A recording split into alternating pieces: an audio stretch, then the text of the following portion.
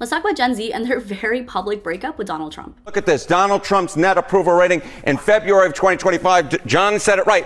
Wow. This was actually a month into the administration. This was a month into the administration. He was at plus 10 points on the net approval rating. He was on the right side of the ledger. Look at this, falling off that cliff. That is a drop of 42 points to negative 32 points on the net approval rating amongst Generation Z. My goodness gracious, this, as I said, is a very swingy group, and it has swung very much away. Gen Z was one of Trump's biggest surprises in 2024. He actually won a significant chunk of young voters, way more than a lot of people expected. But now they've been publicly expressing buyer's remorse all over social media. Younger generations typically lean further left, and that's been true for decades. Gen Z is especially more progressive on social issues, they care more about climate change, they're more diverse. By all traditional metrics, they never should have been close to Trump. So before we even start to get into their buyer's remorse, I first want to talk about what happened and why. Trump is really good at one thing: selling a vibe. He positioned himself as the outsider candidate, the anti-establishment candidate, the guy who would drain the swamp and take on the elites. And for a generation that's watched politicians promise change and fail, that's watched the adults in the room fumble crisis after crisis after crisis, it's extremely online and exhausted by performative politics. Of course, that message had some appeal. And if we're being honest, a lot of young men also got pulled in by the whole manosphere, the alpha male, Joe Rogan adjacent content pipeline that leads straight to MAGA. But now Gen Z is watching Trump actually govern. And they're realizing that the anti-establishment outsider candidate is actually just a rich, old billionaire who governs for himself and his billionaire friends and corporations that he has stock in, all while gaslighting all of you and pretending that he's trying to help regular people. But let's get back to what made some Gen Z voters vote for Trump. People can't afford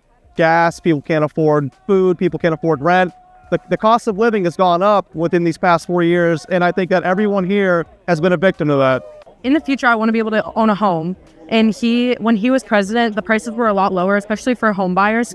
And that is a huge issue for me. I want to be able to own my own home. I want to be able to start a family at an affordable cost. I like the no tax on tips and no tax on overtime. I'm a big fan of lowering taxes personally. And in high school, I worked jobs that I earned money through tips. So that would have been able to help me save a lot more for college. Listen to what they're saying. They don't care about owning the libs or MAGA hats or culture wars or starting wars with Venezuela or Iran. They care about economics, their financial future, saving money. Gen Z is heading into an economy that is genuinely terrifying. They're looking at housing prices that are totally disconnected from wages, and they're staring down student loan debt for degrees that don't even guarantee jobs. So when Trump initially came along promising to fix the economy, yeah, of course some of them took the bait. But that's exactly why they're now dumping Trump, because they're watching all of his campaign promises, especially to young people, fall apart in real time. Trump just ended the SAVE plan that gave over 7 million people more affordable payment options for their student loans. The administration rejected more than 300,000 applications for income-driven student loan repayment plans in just 1 month. 300,000 in 1 month. So if you're a recent college grad drowning in student loan debt,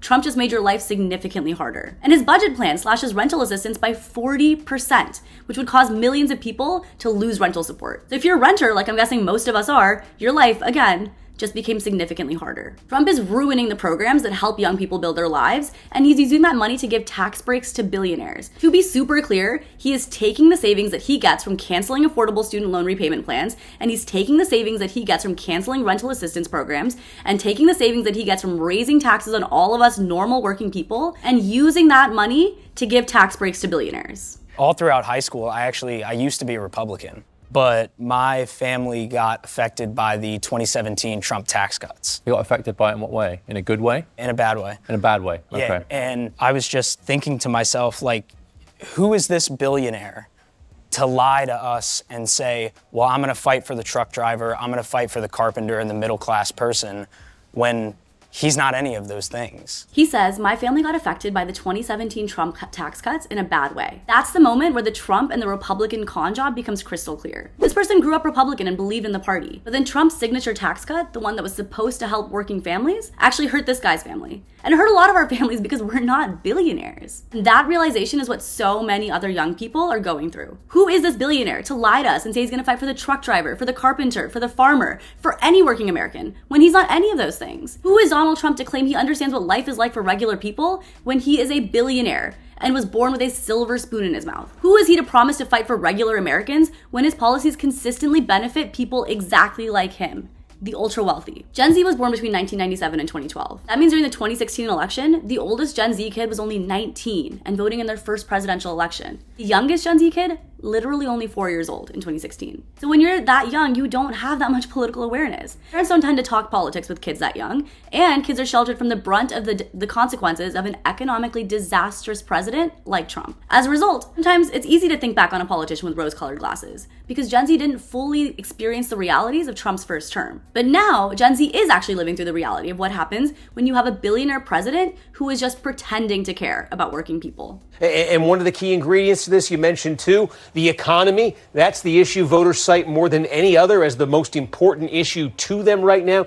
And when you ask folks how Trump is doing specifically on inflation and the cost of living, again, we've seen this for a few months now. He's under 40%. He's at 39%. Some of his worst marks from voters coming on the economy and on inflation. And that is a departure from his first term when his best marks tended to come on those subjects. And that's exactly it. The economy is where Trump is failing all of us. And the people who have the most to lose are Gen Z. This is supposed to be the time when they start to build their wealth and start their careers and lay the foundation for their future. But instead, they're watching their dreams slip further and further out of reach with every single policy decision that Trump makes. This is the time when previous generations were buying their first homes and starting their families and saving for retirement. But Trump's policies are actively preventing Gen Z from doing that. They can't pay down their student debt because he killed affordable repayment plans. They can't buy homes because Trump's tariffs are making construction way more expensive. They can't save any money because prices are going up because of the inflation he's caused, and also tariffs are making groceries more expensive. So every year that Trump is in office, every single year that passes with Gen Z unable to save any money is a year that they will never get back. So it's no wonder that they're regretting their decision. Republicans or conservatives have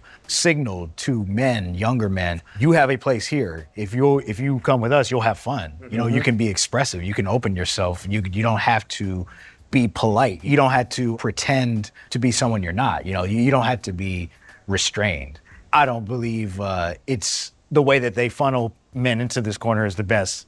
I mean, you'll watch a video on YouTube about working out, and then Andrew Tate will pop up eventually, and then some more right-wing comedian will pop up, and then you'll have Joe Rogan, and then you'll have Ben Shapiro, and then you'll just be exposed to this whole manosphere. This is the pipeline a lot of young men found themselves in 2024. You start with a workout video, innocent enough, but then the algorithm kicks in and you start to see Andrew Tate and right-wing comedians and Joe Rogan and Ben Shapiro. And before you know it, you're deep in the manosphere and suddenly you're only seeing a very specific worldview. This exact pipeline was incredibly effective at funneling young men towards Trump in 2024. These influencers, whether implicitly or explicitly, push their audiences in Trump's direction. And obviously it worked since Trump won, but now some of these exact figures are starting to realize, just like many of Trump's own voters, that Trump is full of false promises. Even Joe Rogan, one of the most influential voices in this pipeline, is turning on Trump. You don't want militarized people in the streets just roaming around, snatching people up, many of which turn out to actually be U.S. citizens